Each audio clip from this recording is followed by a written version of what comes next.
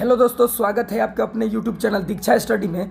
आज हम class 10th के जो कल मैथ का एग्ज़ाम है उसके लिए वीडियो लेकर आए हैं, जो बहुत ही इम्पोर्टेंट वीडियो होगा आपके लिए। जो हर बार बिहार बोर्ड में क्वेश्चन पूछा गया है वही क्वेश्चन है। तो चलिए आप जल्दी से इस क्वेश्चन को देख लेंगे। पहला क्वेश्चन है, यदि 4, 5, 9, 11 और x का माध्य 7 हो तो x का मान बताना है।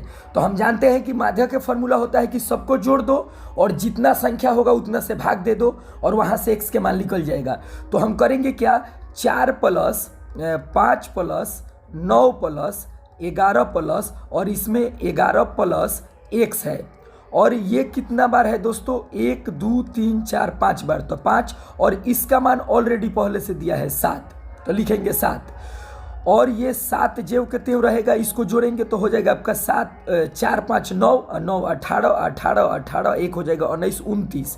तो यहाँ पर हो जाएगा 29 प्लस x बटा में 5 हो जाएगा। जब हम तिरिया गुना करेंगे नीचे एक मान के तो ऐसे हो जाएगा दोस्तों, 29 प्लस x बराबर 7 पचे 35। ये प्लस है, उधर जाएगा तो माइनस में हो जाएगा।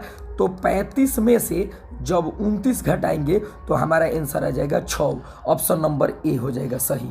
ऑप्शन नंबर ए हो जाएगा सही। आप क्वेश्चन देख लेंगे जल्दी से। चलिए अगला क्वेश्चन है दोस्तों हमारे पास 2 नंबर कि 19 और 25 का समानांतर माध्य ज्ञात करें। तो वो माध्य पूछे, औसत पूछे या समानांतर माध्य पूछे, तरीका वही हमारा होगा कि जोड़ दो, जितना अंक होगा उतना से भाग दे दो। तो ये 19 में 25 जोड़ के 2 से हम लोग भाग दे देंगे। तो 19 में 25 जोड़ेंगे तो आप देख लीजिए कितना होगा, तो ये हो जाएगा 20 44 बटा 2, कटाएंगे तो 22 आंसर आएगा। ऑप्शन नंबर बी हो जाएगा राइट आंसर। चलिए दोस्तों अगला क्वेश्चन देखते हैं हम लोग। अगला क्वेश्चन है हमारे पास 3 नंबर क्वेश्चन है कि यदि x plus 3, x plus 6, x plus 9 तथा x प्लस 12 का समानांतर माध्य ज्ञात करना है, आपको बताना है। तो हम जानते हैं कि समानांतर माध्य का है या माध्य का है, सबको जोड़ना है। तो सबको जोड़ेंगे तो ऐसे हो जाएगा, x जोड़ x प्लस 3 जोड़ x प्लस 6 जोड़ x प्लस 9 जोड़ x प्लस 12। हम जानते हैं कि x वाला को साथ में जोड़ेंगे तो 1 2 3 4 5 x है, तो 5x लिखेंगे प्लस अंक को जोड़ेंगे साथ में तो 3 6 9 होगा, 9 9 18 हो जाएगा, 18 12 हो जाएगा आपका कितना, 18 12 हो जाएगा 40। अब बाटा में इको बार जोड़े हैं हम लोग, गिन लीजिए 1 2 3 4 5 बार, तो 5। तो ये 5 से 5 कट जाएगा एक बार में, इसी 5 से इसको कटा देंगे तो 8 बार में, यानी x प्लस 8 आंसर हो जाएगा इसका। x plus 8, option number D, x plus 8 answer हो जाएगा। चलिए दोस्तों हम लोग आगे बढ़ते हैं 4 नंबर क्वेश्चन की ओर। 4 नंबर क्वेश्चन है हमारे स्क्रीन पर, प्रथम 5 सम संख्या के माध्य ज्ञात करें। तो हम जानते हैं कि सम संख्या होता है 2 4 6 8 10। 5 को बोला है तो हम 5 को लिखेंगे 5 तक, 5 को हो गया 1 2 3 4 5 तक। अब 5 बार लिखे हैं तो 5 से भाग देंगे, ये जोड़ेंगे तो हो जाएगा 6 6 12 8 20 30। तो 30 बटा 5 कटाएंगे तो 6 बार में आंसर हो जाएगा। इसका आंसर सी हो जाएगा 6। चलिए दोस्तों हम लोग चलते हैं आपका 5 नंबर क्वेश्चन में।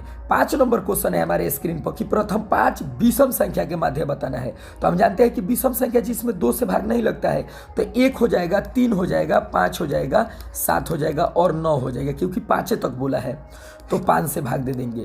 तो ये जोड़ेंगे हो जाएगा दोस्तों आपका 4 4 5 9 9 9 10 16 16, ये 25 बटा 5 हो जाएगा, कटाएंगे तो 3 आंसर आने वाला है इसका। तो ये हो जाएगा आपका ऑप्शन नंबर 3, इसका आंसर 3 आएगा। ऑप्शन में नहीं है 3, लेकिन इसका आंसर आप 3 याद कर लेंगे। चलिए अगला क्वेश्चन देखते हैं दोस्तों। अगला क्वेश्चन है दोस्तों, अगला क्वेश्चन है हमारे पास 7 नंबर क्वेश्चन है कि वर्ग अंतराल 130 150 का वर्ग चिन्ह क्या होगा। तो हम जानते हैं कि वर्ग चिन्ह के सूत्र होता है कि दोनों को जोड़ दो, छोटका बड़का को चाहे बड़का छोटका को 2 से भाग दे दो। ये जोड़ेंगे तो 0 हो जाएगा, 8 हो जाएगा, 280 बटा 2, कटाएंगे तो 160। इसका आंसर हो जाएगा 160 होगा। 200 ये कट जाएगा 14, 140, सॉरी 140, ऑप्शन नंबर सी हो जाएगा 140। चलिए अगला क्वेश्चन देखेंगे हम लोग। अगला क्वेश्चन है हमारे पास, अगला क्वेश्चन है 8 नंबर कि 6 3 6 6 4 और 6 का बहुलक क्या होगा, तो हम जानते हैं जो सबसे अधिक बार होता है वही बहुलक होता है, 6 हो जाएगा। ये माध्यक बताना है आपको। तो माध्यक जब भी क्वेश्चन पूछे तो उसको आरोही या अवरोही क्रम में सजा लेंगे हम लोग। तो इसको सजाएंगे तो सबसे पहले लिखेंगे, छोटका से ही लिखेंगे, हम बढ़ते क्रम में सजाएंगे। 1 2 3 4 और 6 हो गया। और जो इसमें दोनों तरफ से जोड़ा लगेगा, बीच में जो बचेगा वही इसका आंसर हो जाएगा। तो ऑप्शन ए हो जाएगा 3 आंसर। चलिए दोस्तों अगला क्वेश्चन देखते हैं 10 नंबर कि वर्ग अंतराल 6-9 में ऊपरी सीमा क्या होगी। 6-9 में ऊपरी सीमा क्या होगी, ऊपरी मतलब बड़ा वाला, तो 9 हो जाएगा। आज नीचे वाला यानी निम्न सीमा पूछता तो 6 हो जाता, तो इसका 9 आंसर होगा। चलिए अगला क्वेश्चन है दोस्तों हमारे पास, अगला क्वेश्चन 10 नंबर क्वेश्चन है हमारे सामने। 11 नंबर क्वेश्चन। 11 नंबर क्वेश्चन है कि संचयी बराबरता के वक्र को क्या कहते हैं, तो हम याद रखेंगे कि तोरण कहते हैं। 12 नंबर क्वेश्चन है कि बहुलक बराबर होता है। ये ऑब्जेक्टिव क्वेश्चन है, ऐसे ही केवल आंसर लिख दिया गया है। जब पूछेगा बहुलक के सूत्र तो 3 गुने माध्यिका माइनस 2 गुने माध्य होता है, आप याद रखेंगे। चलिए दोस्तों अगला क्वेश्चन है 13 नंबर कि निश्चित घटना या संभव घटना के मान होता है 1 होता है, यही अनिश्चित कहता है या असंभव तो इसका मान 0 होता है, आप याद कर लेंगे। अगला क्वेश्चन हम लोग देखेंगे दोस्तों 15 नंबर क्वेश्चन है हमारे स्क्रीन पर कि 1 + 10 स्क्वायर, 1 + 10 स्क्वायर किसके बराबर होता है। हम जानते हैं दोस्तों कि sec square theta minus 10 square theta बराबर 1 होता है। तो इसमें अगर हम सेक का मान निकालेंगे, सेक स्क्वायर थीटा का, तो 1 + 10 स्क्वायर थीटा हो जाएगा। तो इसका आंसर ऑप्शन ए हो जाएगा, सेक स्क्वायर थीटा, आप याद कर लेंगे। चलिए दोस्तों हम लोग अगला क्वेश्चन देखते हैं, 16 नंबर क्वेश्चन देखते हैं। 16 नंबर हमारे स्क्रीन पर क्वेश्चन है कि रूट में है 1 + 10 स्क्वायर बराबर होता है।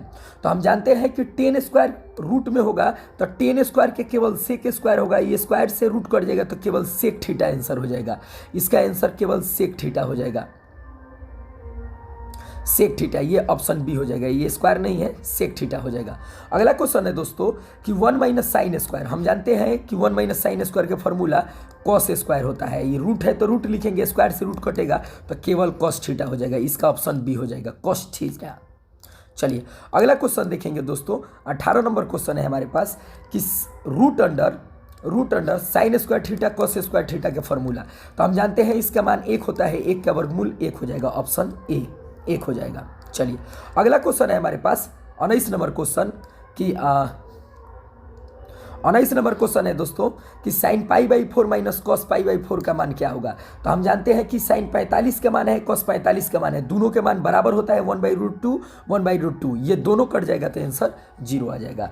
इसके बाद tan 10 डिग्री कॉट 80 डिग्री का मान क्या होगा। तो हम जानते हैं कि दोनों को जोड़ने पर 90 डिग्री होगा, इसका मान ए हो जाएगा। चलिए 21 नंबर क्वेश्चन देखेंगे दोस्तों हम। 21 नंबर जो हमारे स्क्रीन पर क्वेश्चन है कि रूट अंडर सेक थीटा बराबर 2/√3 सेक थीटा बराबर 2, तो थीटा का मान क्या होगा। तो हम जानते हैं कि गुना में है तो भाग में जाएगा, तो सेक थीटा बराबर 2/√3 होगा। तो चेक करेंगे कि सेक थीटा में 2/√3 किसका मान होता है। तो आप चेक कर सकते हैं, ये 30 का मान होता है। कितना डिग्री का, 30 डिग्री का मान होता है, आप चेक कर लेंगे। चलिए अगला क्वेश्चन देखते हैं दोस्तों हम लोग, tan थीटा बराबर होता है। अगला क्वेश्चन है 22 नंबर कि tan थीटा बराबर होता है। तो हम जानते हैं कि tan थीटा बराबर cot 90 - थीटा होता है, तो आंसर ए हो जाएगा। अगला क्वेश्चन है कि सेक स्क्वायर 60 - 1 का आंसर क्या होगा, आपको बताना है। तो ये 23 नंबर क्वेश्चन है जो आपको बताना होगा कि इसका आंसर क्या होने वाला है। तो चलिए दोस्तों हम लोग चेक करते हैं इसका आंसर क्या होगा। तो इसको हल करना पड़ेगा सबसे पहले। तो आप हल करेंगे 60 के मान रख के तो 3 आंसर आ जाएगा, आप देख लेंगे। चलिए इसका आंसर हम जानते हैं कि इसमें से जब 8 कॉमन लेंगे दोस्तों तो यहाँ पर बचेगा sec square theta minus tan square theta, और इसका मान होता है 1, तो 8 में 1 से गुना करेंगे तो 8 आंसर हो जाएगा दोस्तों। चलिए cos थीटा बराबर होता है, तो हम जानते हैं cos थीटा बराबर हो जाएगा आपका, एक फार्मूला आपका होता है दोस्तों कि साइन स्क्वायर थीटा जोड़ कॉस स्क्वायर थीटा बराबर 1। तो आपसे केवल कॉस पूछा है तो हम लिख सकते हैं कि कॉस थीटा बराबर √1 माइनस साइन स्क्वायर थीटा। तो ये हो जाएगा ऑप्शन नंबर ए। चलिए 25 देख लिए, आगे बढ़ते हैं हम लोग दोस्तों। 26 देखेंगे, इसमें से जब आप कॉमन 9 को लेंगे तो इसका मान 1 हो जाएगा, तो 9 आंसर हो जाएगा ऑप्शन बी। 27 नंबर क्वेश्चन है कि मूल बिंदु का मान क्या होता है, तो 0,0। अगला क्वेश्चन है 28 नंबर कि x का समीकरण लिखें, तो x का समीकरण y बराबर 0 होता है, और जब y के पूछेगा तो x बराबर 0 होता है। आप याद करेंगे दोस्तों। अगला क्वेश्चन 30 नंबर कि 4,2 में भुज बताना है, तो अगला भुज होता है, दूसरा कोटि होता है, तो भुज के मान 4 होगा, ऑप्शन ए। 31 नंबर क्वेश्चन है कि x, y की दूरी मूल बिंदु से होगी, तो हम जानते हैं कि x, y की जो दूरी होगी मूल बिंदु से √x² + y² होता है। आगे बढ़ते हैं दोस्तों, हम लोग आगे बढ़ते हैं क्वेश्चन 32 नंबर कि 3,-4 किस चतुर्थांश में है। हम जानते हैं कि प्लस और माइनस किस चतुर्थांश में होता है, तो आप 4 चतुर्थांश होते हैं, इसमें प्लस प्लस होता है, इसमें प्लस माइनस होता है, इसमें माइनस प्लस होता है दोस्तों, इसमें माइनस माइनस होता है, इसमें प्लस माइनस होता है, तो ये चौथा चतुर्थांश में हो गए, फोर्थ हो गया, ऑप्शन नंबर सी हो जाएगा, फोर्थ।